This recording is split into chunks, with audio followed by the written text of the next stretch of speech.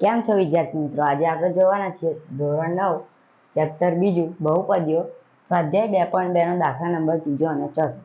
હવે સ્વાધ્યાય 2.2 નો દાખલા નંબર ત્રીજો અને જોતા પહેલા તમને કહી દઉં કે જો તમે ચેપ્ટર પહેલાની અને સ્વાધ્યાય 2.1 નો દાખલા સ્વાધ્યાય 2.1 આખું ન જોયું હોય તો તમે અમારી ચેનલ પર જઈને જોઈ શકો છો. હવે આપણે જોઈએ સ્વાધ્યાય 2.2 નો દાખલા નંબર ત્રીજો. એમાં એવું કહેવામાં આવ્યું છે નીચેની બહુપદીની સામે દર્શાવેલ x ની કિંમત એ આપેલ બહુપદી શૂન્ય છે કે નહીં તે ચકાસો. તો આ જે બહુપદી આપી છે આપણને એમાં જ્યાં જ્યાં x છે ત્યાં આપણે -1/3 મૂકવાનું છે પહેલા દાખલામાં. બીજા દાખલામાં આપણે જ્યાં જ્યાં x દેખાય છે ત્યાં આગળ આપણે 4/5 મૂકવાનું છે. પહેલા દાખલામાં -1/3 મૂકવાનું છે અને બીજા દાખલામાં x ની જગ્યાએ 4/5 મૂકવાનું છે. તો પહેલા આપણે લખી દઈએ. અહીંયા આપણે x ની જગ્યાએ -1/3 લેવાનું છે. તો આપણે લખીએ p of -1/3 બરાબર 3 એવા ને એવા x ની જગ્યાએ -1/3 પ્લસ 1. હવે અહીંયા 3 3 ઉડી જશે તો વધ્યું શું? -1 ને +1. તો અહીંયા આપણે લખીએ 1 - 1 પ્લસ 1 બરાબર. હવે પ્લસ માઇનસ થશે છે માઇનસ તો અહીંયા થશે 1 માંથી 1 જશે તો રહેશે 0. તો આપણે અહીંયા એવું કહી શકીએ કે અહીંયા એવું છે કે નીચેની બહુપદી સામે દર્શાવેલ x ની કિંમત એ આપેલ બહુપદી શૂન્ય છે કે નહીં. તો પહેલા દાખલાની બહુપદીની x ની કિંમત શૂન્ય છે. તો અહીંયા આપણે લખીશું બહુપદી આ લખીશું આપણે p of x 3x plus 1 નો શૂન્ય -1/3 છે. -1/3 છે. તો હવે જોઈએ દાખલા નંબર 2. દાખલા નંબર 2 માં મેં તમને કહ્યું કે જેમાં x ની જગ્યાએ આપણે 4/5 લેવાના છે. તો આપણે અહીંયા લખી દઈએ p of 4/5 x ની જગ્યાએ 4/5 બરાબર 5 કૌંસમાં 4/5 કારણ કે અહીંયા 5 ના જોડે x છે માઇનસ પાઈ. તો અહીંયા 5 5 ઉડી જશે તો વધ્યું શું? 4 - પાઈ. તો અહીંયા આવી ગયો આપણો જવાબ 4 - પાઈ. તો અહીંયા તમે જોઈ શકો છો આ બીજા દાખલાની જે બહુપદી છે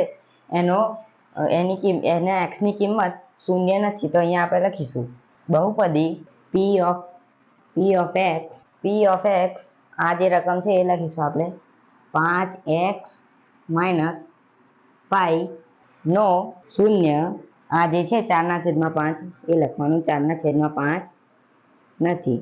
તો અહીંયા આપણો પહેલો અને બીજો દાખલો પૂરો થાય છે. તો હવે જોઈએ પ્રશ્ન નંબર 3 નો દાખલા નંબર ત્રીજો. એમાં આપણને એવું કહ્યું છે p of x બરાબર x² - 1. x ની જગ્યાએ આપણે પહેલા 1 લેવાનો છે ઓનલી 1 અને પછી બીજી વખત દાખલો ગણવાનો અને એમાં આપણે -1 લેવાનું છે. તો પહેલા આપણે 1 સાથે ગણીએ. અહીંયા લખીશું p of 1 પહેલા આપણે +1 લીધો 1² - 1 1² - 1 1² - 1. હવે આપણે 1નો વર્ગ કાઢીશું તો આપણને મળશે 1. અહીંયા -1 એવા ને એવા માઇનસમાં 1 માંથી 1 જાય તો રહેશે 0. તો 1 માંથી 1 જાય તો કેટલા નીચે આયા 0. હવે આપણે કરીએ -1 સાથે p of -1 કારણ કે આપણે x ની જગ્યાએ પહેલા 1 લીધો +1 હવે x ની જગ્યાએ આપણે -1 લેવાનો બરાબર -1² - 1. અહીંયા તમે જોઈ શકો છો અહીંયા આપણે -1નો વર્ગ નીકળશે તો કેટલા થશે 1 -1 એવા ને એવા બરાબર 1 માંથી 1 જાય તો 0. 1 માંથી 1 ગયા તો રહે 0. તો હવે આપણે લખી શકીએ કે બહુપદી p of x બરાબર x² - 1 નો શૂન્ય 1 અને -1 અહીંયા આપણે લખ્યું બહુપદી p of x બરાબર x² - 1 નો શૂન્ય 1 અને -1 છે કારણ કે અહીંયા પણ 0 આયા અને અહીંયા પણ 0 આયા. આપણે +1 સાથે ગુણાકાર +1 નો આપણે ઓછા કર્યા તો પણ 0 આયા અને -1 ને પણ આપણે બાદ કર્યા તો પણ 0 આયા. તો અહીંયા આપણને એવું કહ્યું છે નીચેની બહુપદી સામે દર્શાવેલ x ની કિંમત એ આપેલ બહુપદીના શૂન્ય છે કે નહીં તે ચકાસવા. તે આપણે અહીંયા ચકાસ્યું તો આપણને મળ્યું કે 1 અને -1 શૂન્ય છે. p of x બરાબર x². તો હવે જોઈએ ક્વેશ્ચન નંબર 3 નો દાખલા નંબર 4. તો ક્વેશ્ચન નંબર 3 ના દાખલા નંબર 4 માં એવું કહ્યું છે કે p of x બરાબર એક્સ પ્લસ 1 કૌંસમાં એક્સ માઇનસ 2. તો આપણે હવે આપણે જેમ ત્રીજા દાખલામાં કર્યું એવી રીતે આપણે કરવાનું છે. આમાં આપણે 2 વખત દાખલા ગણવો પડશે, એકનો એક. એમાં આપણે પહેલી વખત -1 લેવાનું અને પછી લેવાના છે 2. તો હવે કરીએ આપણે પહેલા -1 સાથે.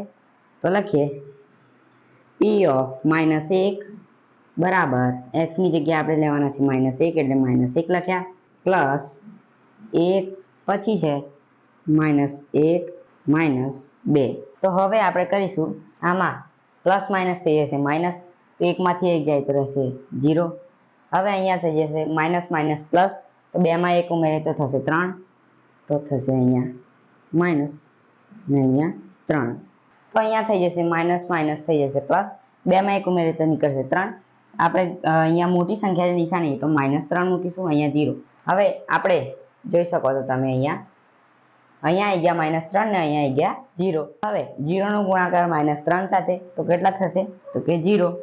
કોઈ પણ સંખ્યાનો આપણે 0 સાથે ગુણાકાર કરીએ તો તે સંખ્યા પોતે 0 જ થાય. અહીંયા હવે આપણે -1 કરી લીધું. હવે આપણે જોઈએ 2. અહીંયા આપણે કરીશું p ઓફ 2 બરાબર 2 પ્લસ 1 કૌંસમાં અહીંયા આવશે 2 માઇનસ 2. અહીંયા બરાબર કર્યું આપણે. 2માં 1 ઉમેરીએ તો થશે 3.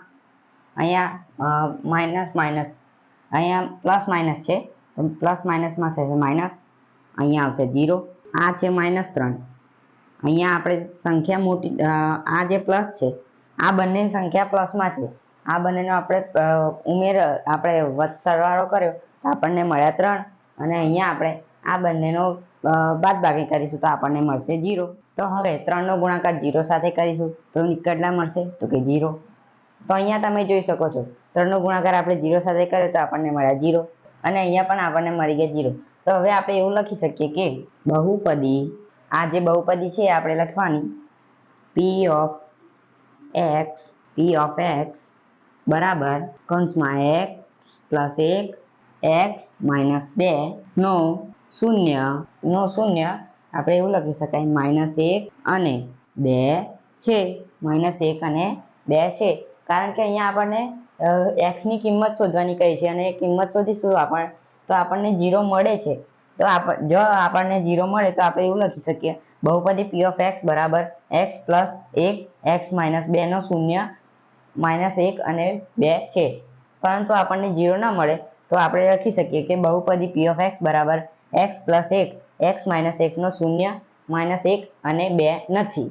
0 ન મળે તો. અત્યારે આપણને આ બંનેમાં 0 મળ્યા છે તો આપણે એવું લખી શકીએ આવું. તો હવે જોઈએ આપણે ક્વેશ્ચન નંબર 3 નો દાખલા નંબર 5. તો હવે જોઈએ પ્રશ્ન નંબર 3 નો દાખલા નંબર 5.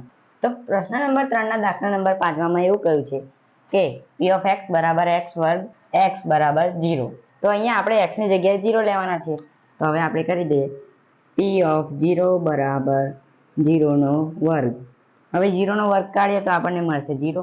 તો અહીંયા તમે જોઈ શકો છો આપણને x ની કિંમત શોધવાની કહી છે, એમાં આપણને મળ્યા 0. તો આપણે લખી શકીએ બહુપદી, આ જે બહુપદી છે તે આપણે લખવાની p ઓફ x બરાબર x વર્ગ નો શૂન્ય જ છે.